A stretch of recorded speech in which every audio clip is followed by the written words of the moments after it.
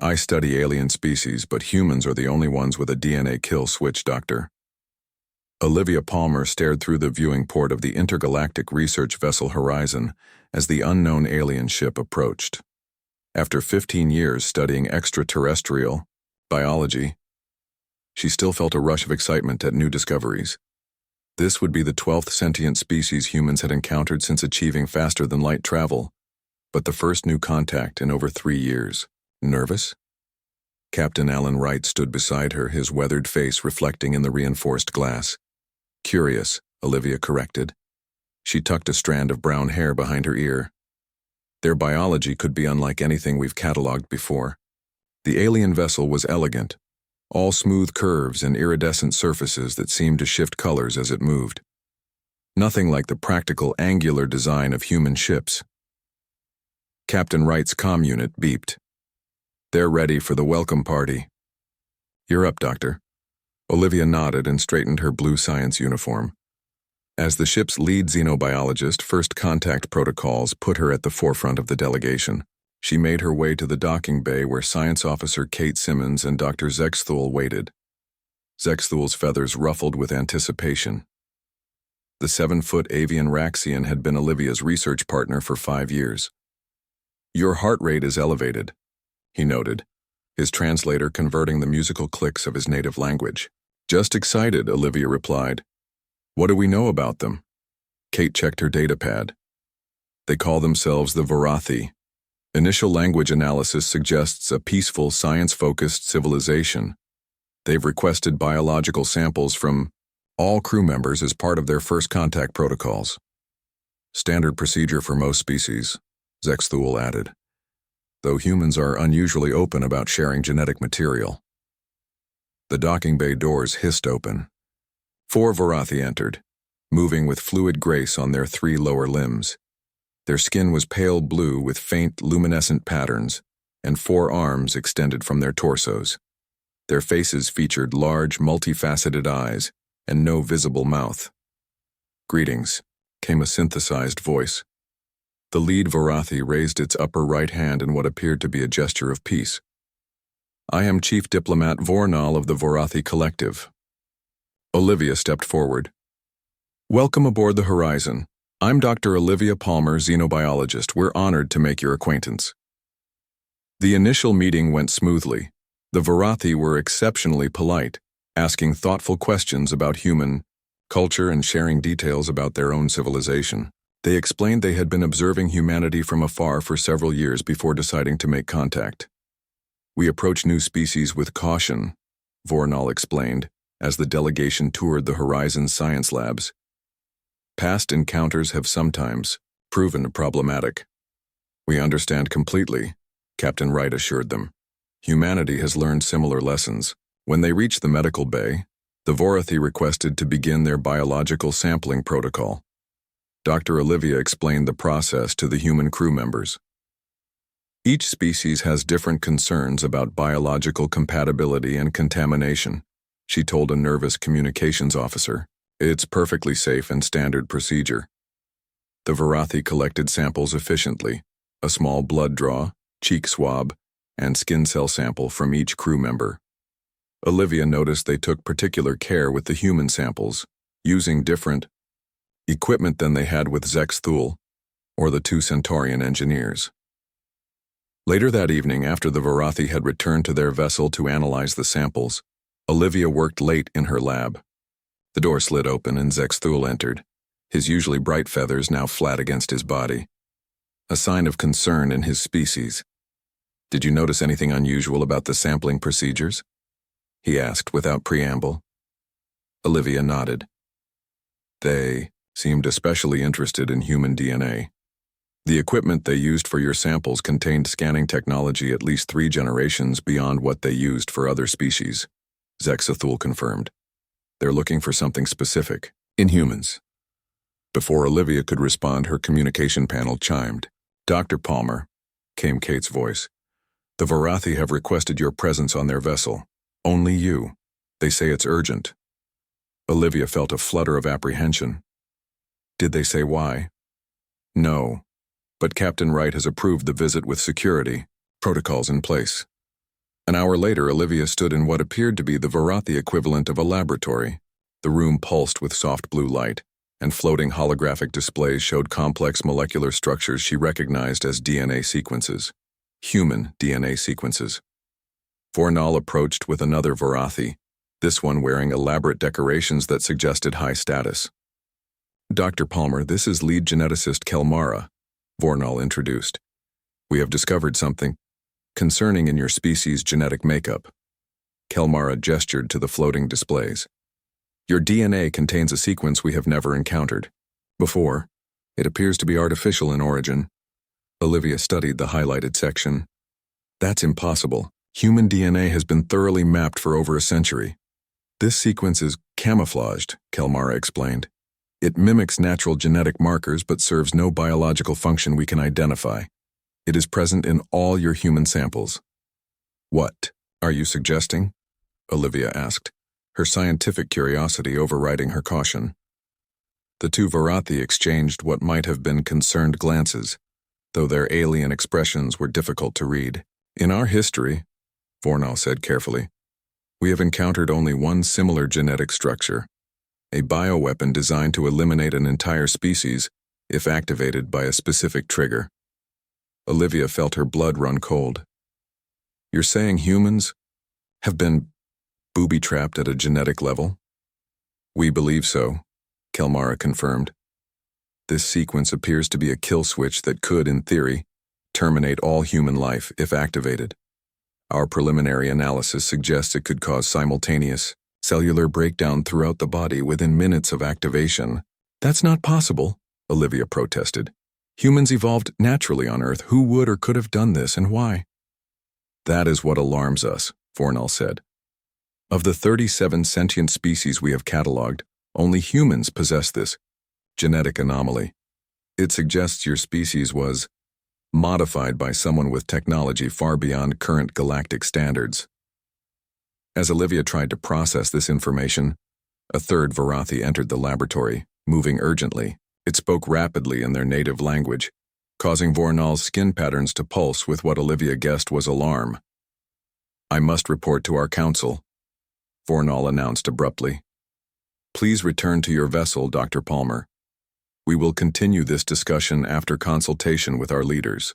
As she was escorted back to the shuttle bay, a Varathi she hadn't met before approached. It moved close, speaking quietly.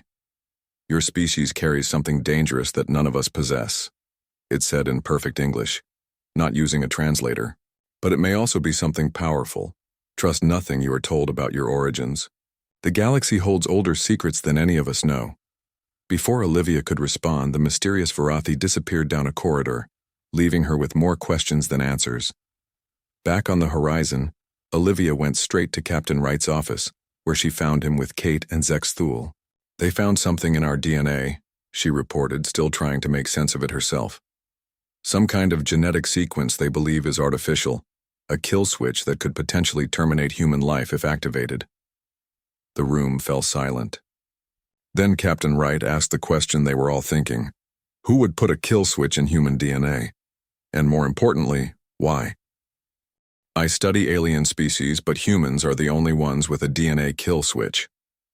Part 2. Olivia hadn't slept in 30 hours. The lab around her was strewn with empty coffee cups and data tablets displaying genetic sequences. Since the Varathi's revelation, she had been obsessively analyzing human DNA, looking for the supposed kill switch. You need rest, Zex Thule said as he entered the lab. His feathers were sleek and groomed, unlike Olivia's disheveled appearance. Not until I understand what they found, she replied, rubbing her tired eyes. I've sent samples to Dr. Nathan Cole at Earth's Xenobiology Institute, but it will take days for his response to reach us. Captain Wright's voice came over the intercom. Dr. Palmer to the bridge immediately. When Olivia arrived, the main screen showed the Varathi vessel moving away from the horizon at high speed. They're leaving, Captain Wright said, his voice tight with concern. No explanation, no formal goodbye. Just a short message saying diplomatic relations are suspended pending internal discussions. That can't be good, Olivia said. Kate approached them holding a data pad. We intercepted some communications before they engaged their jamming fields. They're using terms like containment protocol and species quarantine when referring to humans. They're afraid of us, Zexthul observed. Whatever they found in your DNA has them spooked. Captain Wright turned to Olivia. I've informed Earth Command. They're sending Commander Eric Daniels as a military liaison. In the meantime, I want you to find out exactly what has the Varathi running scared. 3 days later, Commander Daniels arrived on a fast military transport. He was a tall man with a stern face and close-cropped gray hair. Earth Command is taking this seriously, he told them during the briefing. If humans have been genetically modified without our knowledge, it represents a potential security threat of the highest order. We need more data, Olivia argued. We can't just assume the Varathi interpretation is correct. That's why I brought this, Daniels said, placing a small metallic cube on the table. Prototype quantum transmitter. It will let you speak directly with Dr. Cole on Earth without lightspeed delay. That evening, Olivia set up the device in her lab. After a brief static buzz, a holographic image of Dr. Nathan Cole appeared. He was younger than Olivia expected, with kind eyes and an intense focus. Dr. Palmer, he greeted, I've been examining your samples. The Varathi weren't wrong. There is something unusual in human DNA. Show me, she demanded. Cole sent data to her screen. It's cleverly hidden in what we'd previously classified as junk DNA, a sequence that appears natural but isn't. It's present in every human sample we've tested. How did we miss this? Olivia asked, stunned. It mimics natural genetic markers almost perfectly, but when exposed to certain radiation frequencies the Varathi used in their scans, it becomes visible. Cole looked troubled. And yes, it appears to be some kind of genetic kill switch. How would it work? Olivia asked. If activated by the right trigger, it would cause rapid cellular breakdown throughout the body. Death would occur within minutes. Olivia felt sick. Who could have done this and when? That's the most disturbing part, Cole replied. Based on genetic drift models, this sequence was introduced to human DNA approximately 50,000 years ago. The implications were staggering. That means, yes, Cole confirmed, someone was genetically engineering humans before we even developed agriculture. Over the next week, Olivia worked tirelessly with Cole, analyzing the kill switch. Commander Daniels established a secure perimeter around the horizon, concerned that other alien species might react like the Varathi. During a late-night session, Zexthul burst into the lab. Olivia, you need to see this. He activated the main screen showing a news broadcast from a Raxian colony world. An unknown disease is spreading through the population, the reporter said. Victims experience rapid cellular breakdown. Death occurs within hours of the first symptoms. That sounds like... Olivia couldn't finish the sentence. Like what would happen if our kill switch was activated, Kate said from the doorway. But it's affecting Raxians, not humans. More reports came in over the following days. The mysterious disease had appeared on 12 worlds, affecting 7 different alien species, but no humans had shown symptoms. It can't be coincidence, Commander Daniels said during an emergency meeting. A disease that causes the exact effects the Varathi predicted from our kill switch, but it doesn't affect humans. The Varathi think we created it, Captain Wright added grimly. Their fleet has taken positions near 3 human colonies. They're calling it a quarantine, but those are warships. Olivia shook her head. This doesn't make sense. If humans have a kill switch in our DNA, why would we be immune to a disease that mimics its effects? That night, as Olivia was reviewing data, a message appeared on her screen. It was text only with no sender information. The kill switch is not a weakness. It is armor. She immediately called Kate to the lab. Can you trace this? She asked, showing her the message. Kate tried but shook her head. It's bouncing through multiple relay stations. I can tell you it originated from the direction of Varathi space, but that's all. The next morning, Dr. Cole contacted them with a breakthrough. I've been approaching this all wrong, he said, his holographic image showing excitement. The kill switch isn't designed to kill humans, it's designed to protect us. Explain, Olivia demanded. The sequence doesn't just sit there waiting for a trigger. It actively identifies and neutralizes certain molecular patterns. patterns that look remarkably similar to the pathogen now affecting alien worlds. You're saying the kill switch is actually a defense mechanism? Commander Daniels asked, skeptical. Exactly, Cole nodded. It evolved, or was engineered, to recognize and destroy a specific type of pathogen. That's why humans are immune to the current outbreak. Our DNA kill switch isn't killing us, it's saving us. As they digested this information, an alert sounded. Captain Wright's voice came over the intercom.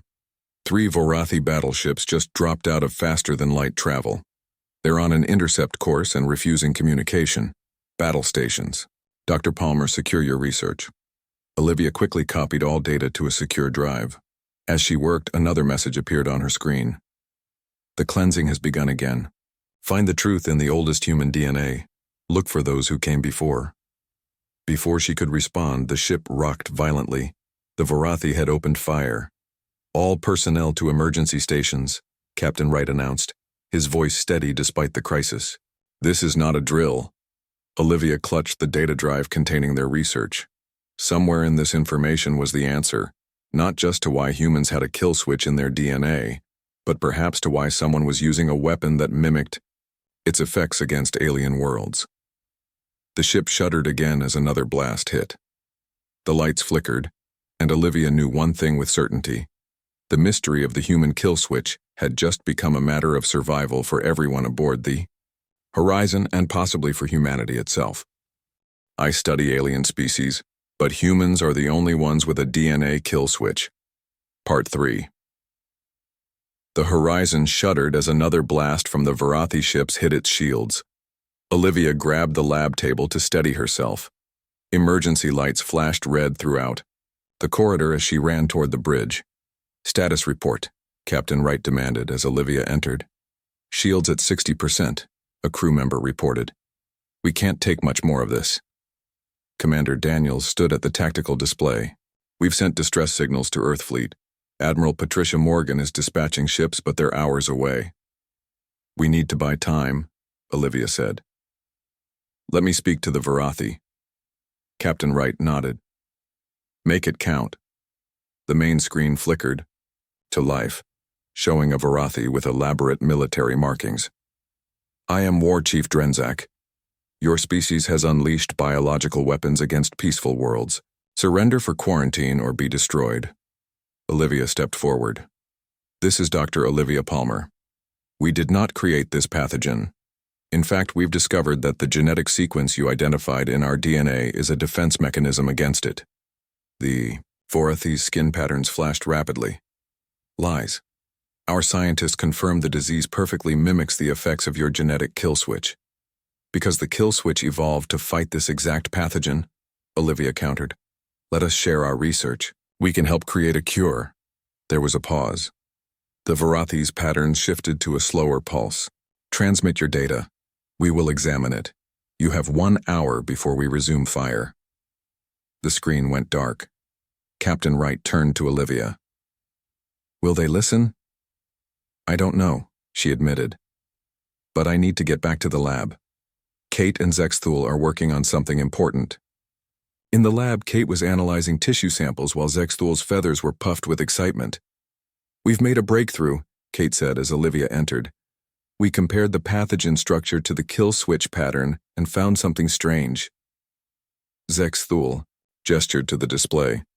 The pathogen appears engineered to recognize genetic patterns common to most sentient species in our galaxy, except humans. It specifically targets the most conserved genetic sequences, Kate explained. The ones that hardly change through evolution because they're so essential. And humans don't have these sequences? Olivia asked.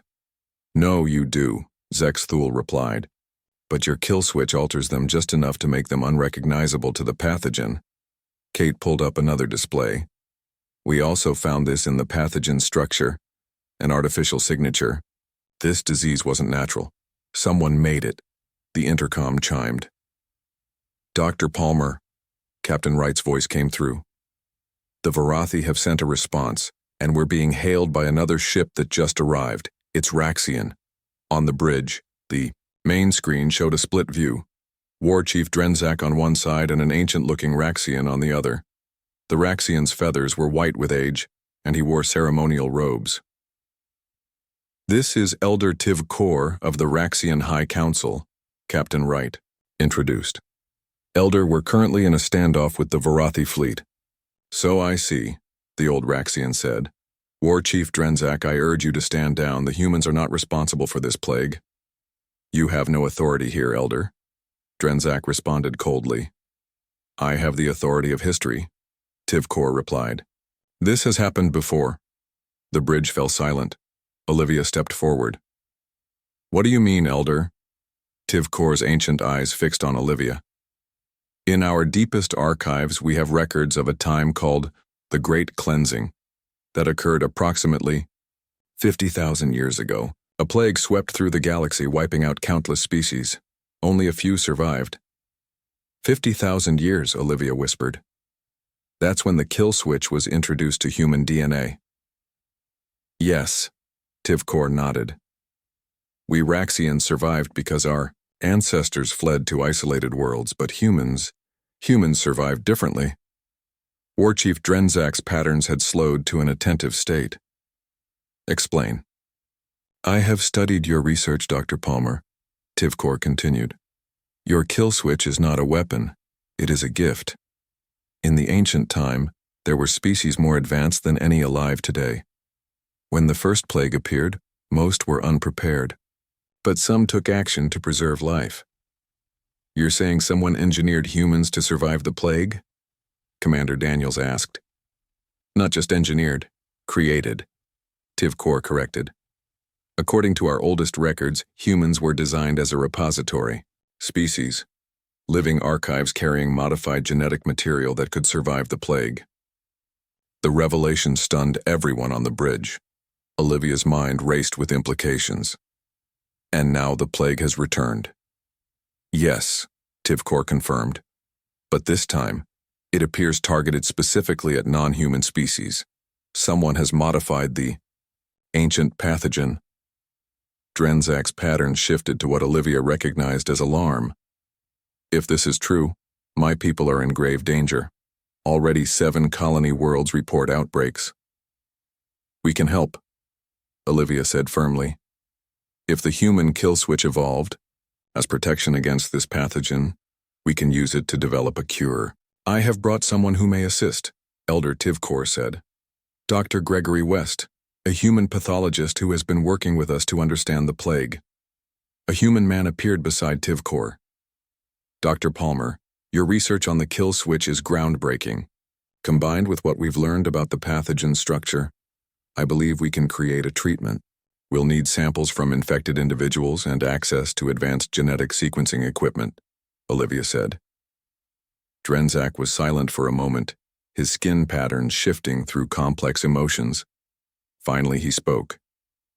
"I will allow a joint research team aboard our medical vessel, but my fleet remains in position." Over the next 72 hours, Olivia worked with Dr. West, Kate, and Varathi scientists aboard their ship. They analyzed the pathogen, comparing it to the protective elements in human DNA. Progress was slow but steady.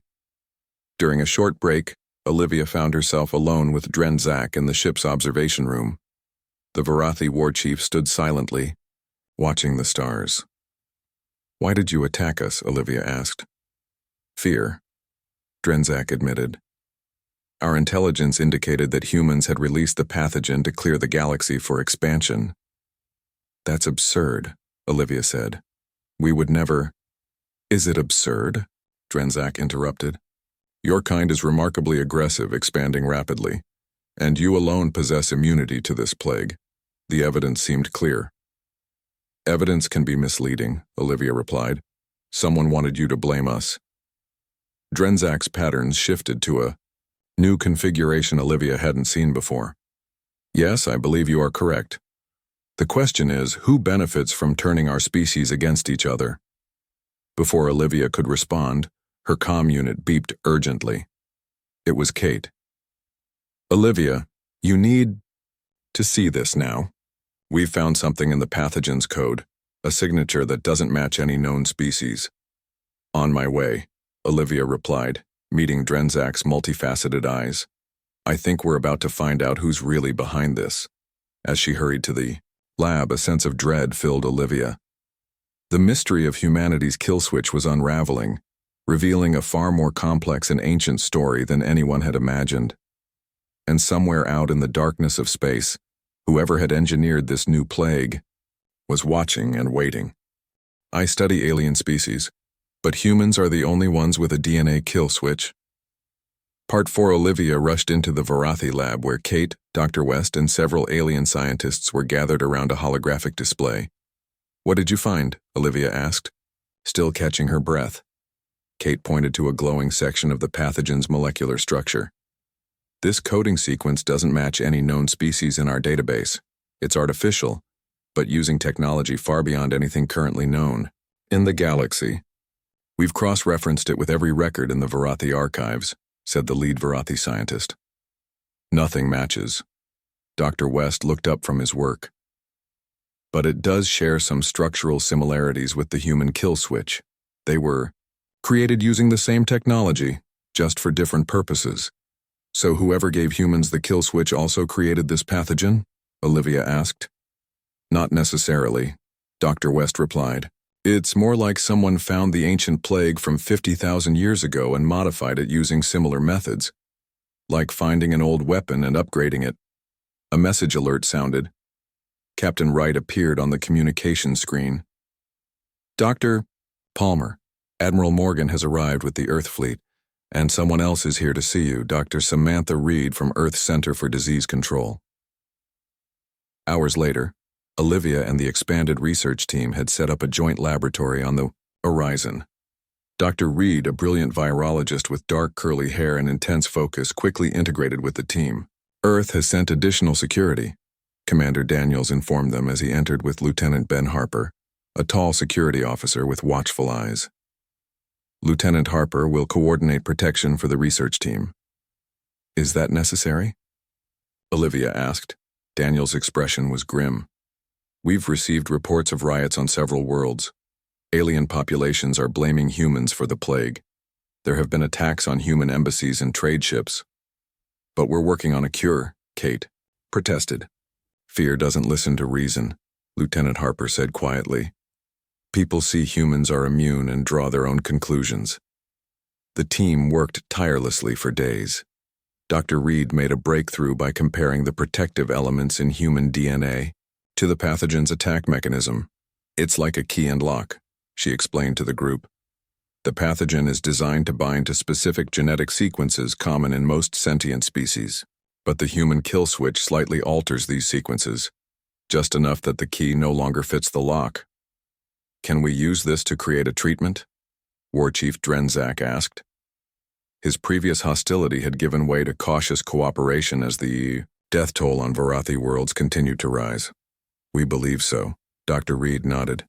If we can synthesize the protective element from human DNA and adapt it to other species' genetic structures, we might be able to create a universal vaccine. But that would require massive amounts of human genetic material, Dr. West pointed out, and a way to deliver it to billions of individuals across dozens of worlds, added Elder Tivkor, who had joined the research effort. Olivia had been quiet, reviewing ancient texts provided by Tivkor. She looked up suddenly. What if we don't need to create a traditional vaccine? What if the cure already exists within us? The room fell silent as all eyes turned to her. The kill switch isn't just a protective mechanism, Olivia continued. According to these ancient Raxian texts, the preservers, the species that created or modified humans, designed certain species as keystones to rebuild after catastrophic events. Preservers? Kate asked. That's what the ancient texts call them, Olivia explained. An advanced species that foresaw the original plague and took steps to ensure life would continue. Humans weren't the only species they modified, but we may be the only ones who still carry their original programming. Dr. Reed's eyes widened with understanding. You're suggesting our DNA contains not just protection, but the actual cure? Yes, Olivia nodded. That would explain why the kill switch pattern is so complex. It's not just blocking the pathogen, it's designed to recognize it and neutralize it. The team immediately shifted focus, examining human DNA for patterns that could be adapted into a cure. Progress was promising, but slow. Meanwhile, the plague continued to spread. During a rare break, Olivia found Elder Tivkor alone in the observation lounge, gazing at the stars. "You knew, didn't you?" Olivia asked. "About humans being created as a repository species?" The ancient Raxian's feathers rustled softly. "There were legends among my people. Most dismissed them as myths. I began to suspect the truth when I first encountered humans centuries ago." "Centuries?" Olivia was startled. "How old are you?" "Raxians are long-lived," Tivkor said simply. "I have seen enough to recognize patterns across time. This plague, the timing of its appearance, it is not random." "What do you mean?" "Every 50,000 years, the galaxy faces a cleansing," Tivkor explained. "The first records in our archives speak of multiple cycles before the one that nearly wiped out all sentient life 50,000 years ago." A chill ran down Olivia's spine. "You're saying this is all part of some cycle? Who would do this? And why?" Before Tivkor could answer, alarms blared throughout the ship. Lieutenant Harper rushed into the lounge. "We're under attack," he reported. "Unknown vessels just dropped out of faster-than-light travel. They're not responding to hails." On the bridge, Captain Wright and Commander Daniels were coordinating with Admiral Morgan's fleet. 5 vessels of unknown configuration, Admiral Morgan reported via hologram. Her stern face showed concern. "Their technology signatures don't match any known species." The main screen showed sleek obsidian ships moving with impossible grace. "They were beautiful and terrifying. They're targeting the research vessel specifically," Captain Wright noted. War Chief Drenzak joined them on the bridge. "Whoever they are, they don't want us finding a cure." Suddenly, all communication screens on the bridge activated simultaneously. A figure appeared, humanoid but clearly alien, with pale, almost translucent skin and eyes that seemed to contain galaxies. "We are the archivists," the figure announced, its voice resonating strangely. "Your interference in the Great Cycle cannot be permitted." "You're the ones who released the plague," Olivia realized. The archivist regarded her with those strange star-filled eyes. "The cleansing is necessary.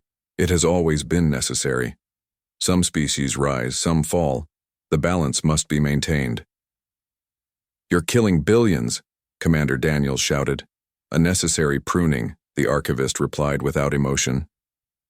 "Humanity was not meant to share its gift. You were designed to emerge after the cleansing, not to prevent it." As the alien ships moved into attack position, Olivia's mind raced. The archivists, they knew about the human kill switch. They knew about the preservers, and they were determined to stop the research team from developing a cure. But they had made one critical mistake. They had revealed themselves. And now Olivia knew exactly who she was fighting against. "Prepare for combat," Admiral Morgan ordered. "Protect the research vessel at all costs." As the first energy blast lit up space between the fleets, Olivia turned to War Chief Drenzak. "We need to get back to the lab. Now we know who created the pathogen. We might be able to finish the cure." The race against time had just become far more desperate. "I study alien species, but humans are the only ones with a DNA kill switch." Part 5.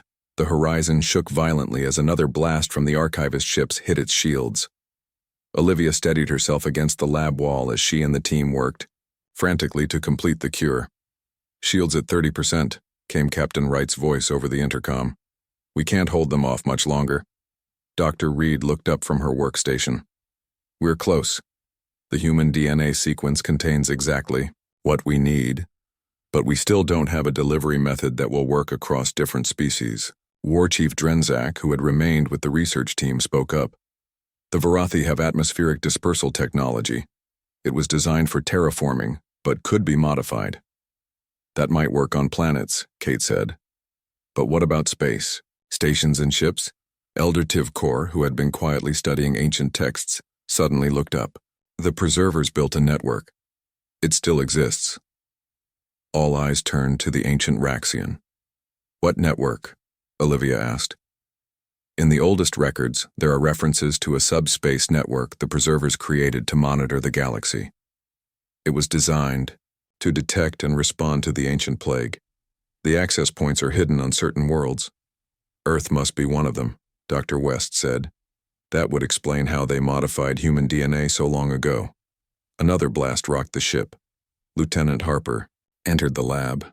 Admiral Morgan reports the archivist ships are trying to target our engines. They want to disable us, not destroy us. They want the research, Olivia realized. They don't want us developing a cure, but they want to know how far we've gotten. Doctor. Reed looked at the data on her screen. I think I've isolated the sequence we need. It's a complex protein encoded in the human DNA kill switch. If we can synthesize it and distribute it through this network Tiv Core mentioned, we need to find an access point, Olivia said. Elder Tivcor's feathers rustled with excitement. There is one nearby, on the fourth moon of the gas giant in this system. The ancient texts describe it. Commander Daniels joined them, his uniform singed from a console explosion on the bridge. I've spoken with Admiral Morgan. She'll provide cover while we take a shuttle to the moon. Within the hour, a small team consisting of Olivia, Dr. Reed, Elder Tivcor, War Chief Drenzak, Lieutenant Harper, and Zex Thule boarded a shuttle. Captain Wright and Commander Daniels remained with the fleet to coordinate the battle against the archivist ships. As the shuttle broke away from the horizon, the space around them erupted with weapons fire. Earth fleet ships moved to intercept the archivists, creating a corridor for the shuttle to escape.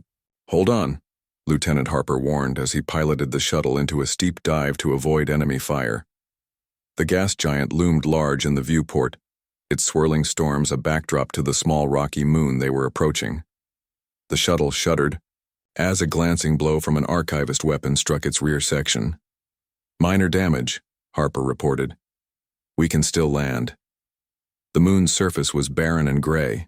As they touched down, Elder Tivcor directed them to a formation of rocks that seemed unnaturally arranged. The entrance should be here, he said, examining the ancient symbols barely visible on the weathered stone. Zexthul ran a scanner over the formation. I'm detecting an energy signature beneath the surface. War Chief Drenzak helped move the smaller rocks, revealing a smooth metallic surface underneath. It had no visible opening, but when Olivia approached, it began to glow with soft blue light. It's responding to human DNA, Dr. Reed realized. Olivia placed her hand on the surface. The ground trembled and the metal plate slid aside, revealing a stairway descending into darkness. Lights activated automatically as they entered, illuminating a path deep into the moon. At the bottom, they found a vast chamber filled with technology, unlike anything they had ever seen. Crystalline structures pulsed with internal light, and holographic displays activated as they approached. This is it, Elder Tivcor whispered in awe. A preserver installation. Dr. Reed immediately began setting up equipment to synthesize the cure. The protein sequence is ready. If this network still functions, we can distribute it throughout the galaxy almost instantly. War Chief Drenzak received a communication from his fleet. The archivists know where we are. They've broken through the defensive line. We have minutes, at most. Lieutenant Harper took up position at the entrance, weapon ready. I'll hold them off as long as I can. Olivia studied the control interface. Despite being 50,000 years old, it seemed to respond to her instinctively. The system recognizes me. It must be keyed to human DNA. The preservers built humans to be the caretakers of this network, Elder Tivcor explained. You were created to save life in the galaxy, not just survive it. As Dr. Reed finished preparing the cure, the installation suddenly pulsed with energy. Holographic displays showed ships approaching. The archivists had found them. We need to hurry, Zexthul warned. Olivia focused on the control interface, somehow understanding the ancient technology. The network needs a primary operator, someone to connect directly with the system. What does that mean? Lieutenant Harper asked, not taking his eyes off the entrance. It means someone needs to physically connect to the network, Olivia realized. The system needs human DNA to authorize a galaxy-wide distribution.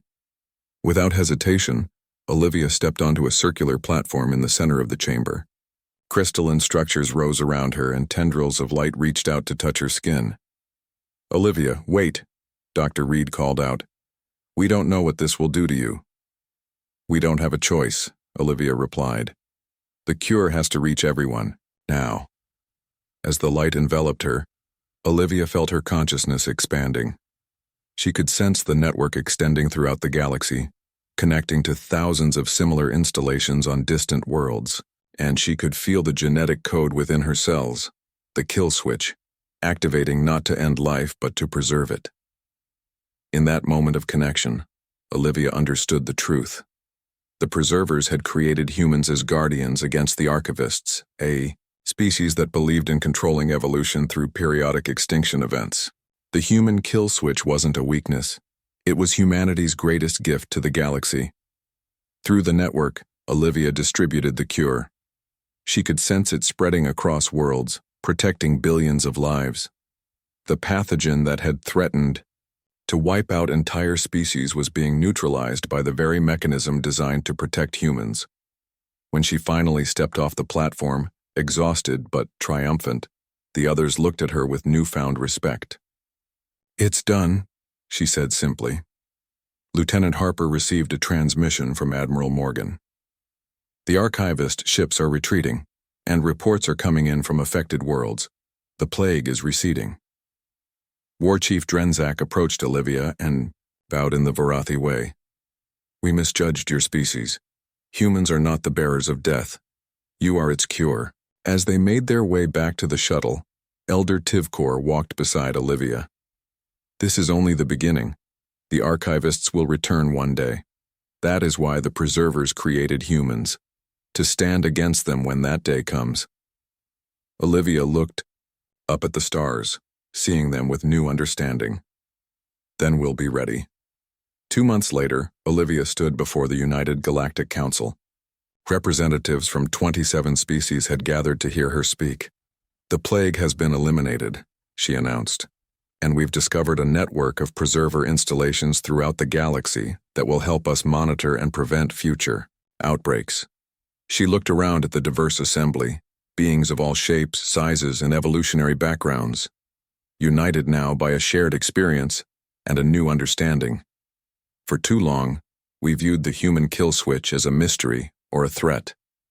Now we know it was a gift, not just to humans but to all life in the galaxy. We were created to be guardians, and that is a responsibility we accept. As applause filled the chamber, Olivia thought about how far they had come, from studying alien species to understanding humanity's true purpose in the cosmos. The kill switch in human DNA wasn't an ending. It was a beginning.